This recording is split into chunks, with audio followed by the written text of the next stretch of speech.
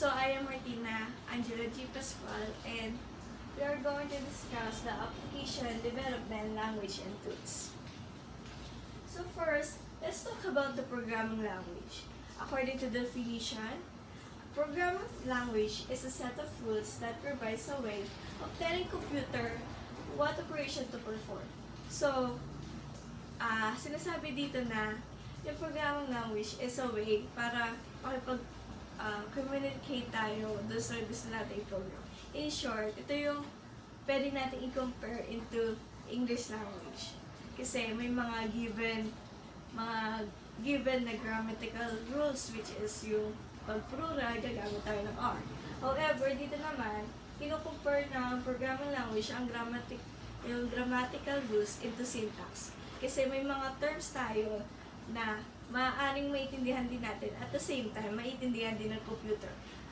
Yung best example here is the if and else. So, pag naglagay tayo inside of the bracket of if, for example, if A is greater than or equal to 0, then lalagyan natin yung printf para yun yung lalabas sa ating output. Also, a programming language is a notational system for describing repetition in machine-readable and human-readable. So, yan, sinasabi din na at the same time, yun nga sinasabi ko na may mga words na naiintindihan natin and also the machine, naiintindihan niya din yung ating nilalagay. So now, let's discuss the levels of programming, which is there are three. High-level programming, assembly language, machine language. So, sa high level, this is more on the requires the translation to machine language before execution. So, the translation of high level to machine level language is done either compiler or interpreter. Mamaya i-discuss ko din yung the difference between the compiler and interpreter. However, in high-level language, this example is example of that. And as you can see, maintindihan talaga natin. This is mostly seen in C, C++, Java, PHP, and more. So, kung na-encounter, kasi now, we experiencing the C language and mostly ito yung nakikita natin, which is hindi tayo masyadong nahihirapan kasi naiintindihan natin yung language na ginagamit nila. However, the assembly language, a low level, also called a low-level programming language and used for microprocessors and other programmable devices. And it is also known assembly code. This translation is done by assembler. So, this is more on the hardware language. And this is the example of the assembly language. And kung makikita nyo naman, it is very different from here na ito lang, according to what I have researched, this is only language of hardware. And lastly, the machine language, a collection of binary digits or bits. And other definition is the computer read, interprets it. This is the only language computer can understand it. So, kung makikita niyo naman din, kung minsan napapansin natin na mostly ito yung nakikita natin because this is the language of computer has. So, the procedural language, this is more on these modules are procedures where a procedure is a sequence of statements. In short, this is the algorithm. So, dun yung nakalagay na step 1, start. Step 2, printf, yung mga ganan. So, yun. Kailangan kasi ng procedural language kasi para alam natin yung mga sequence na ating gagawin in terms of creating a program. Now, let's talk about the one of the high-level language, which is the C programming. So, bibigyan ko lang kayo ng other facts since we are experiencing this kind of language program.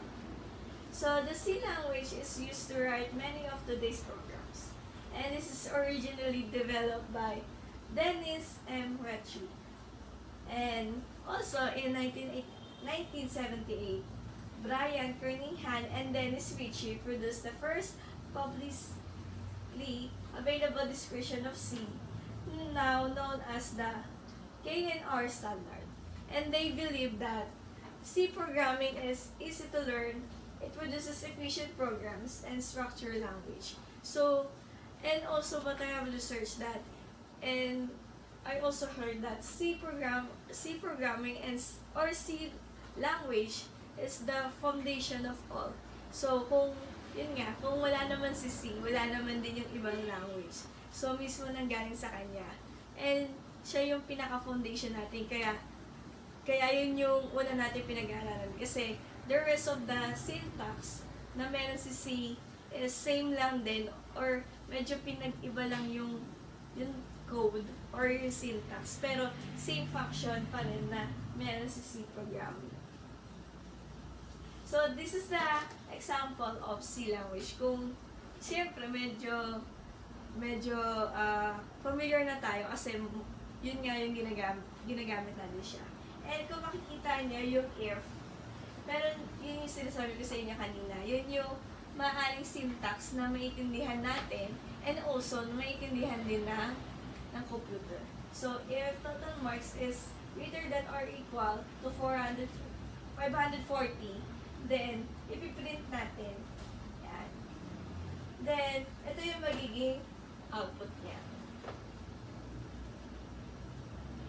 Now, let's talk about the difference between the compiler and the interpreter.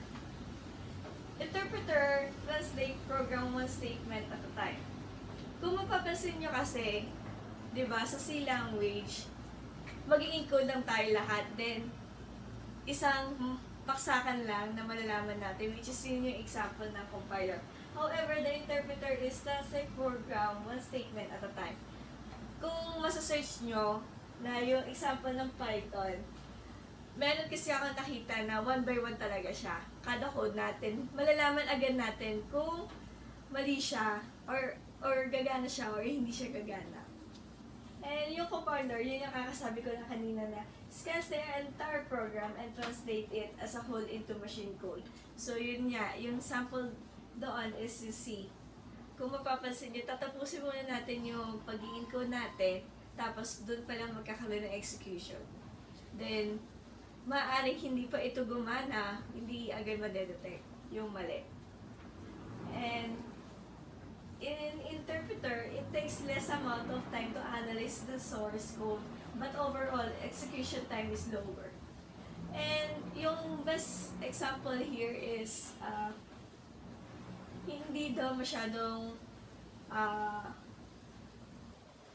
hindi daw siya masyadong nagko-consume ng time to analyze kasi nga, matitingnan mo agad yung flow kasi one by one siya ginagawa. But, yung execution time niya, which is yung ang mangyayari kasi dyan, according to what I have seen in YouTube, that in Python language, gumagamit pa sila ng CMD to locate the file of that. So, it is very hard to execute that file kasi nga, hanapin mo pa siya sa drive, kung saan location. However, the compiler, it takes large amount of time to analyze the source code. But overall, execution time is comparatively faster. So, kung mapapansin niyo naman talaga, yung pag-a-analyze talaga natin is matagal. Kasi, hindi natin alam saan tayo nagkamali. Hindi din natin alam kung bakit hindi siya gumagana. And, however, yun nga, di ba, doon sa code blocks na ginagamit natin, mabilis yung execution niya. Lumalabas agad. So, yun yung difference naman nila in terms of analyzing and execution. While here is, this time, we are going to discuss the memory. Yung kailangan ng memory sa kanila. In interpreter, no intermediate object code is generated, hence our memory efficient. And while in compiler, generates intermediate object code which further requires linking, hence requires more memory. So, kung mapapansin sa interpreter, hindi daw kailangan masyado ng memory kasi medyo maliit lang talaga yung file. And, according to what I have searched also na, moments kasi na turn off na daw natin daw yung computer, mawawala daw siya. And, compiler naman, yan yung, kung mapapansin nyo naman na kahit i-turn off natin yung ating laptop or computer, nandun pa rin yung ating file. And also, ayun, medyo malaki talaga yung file. So, ngayon, we are going to discuss the difference between the debugging. So, yun nga, kasabi ko nga kanina, in interpreter, madali siya kasi one by one or line per line yung magagawa natin ng code. Kasi nga, yun, hindi ka makakaalis or basta madedetect mo agad yung ginawa mong first line.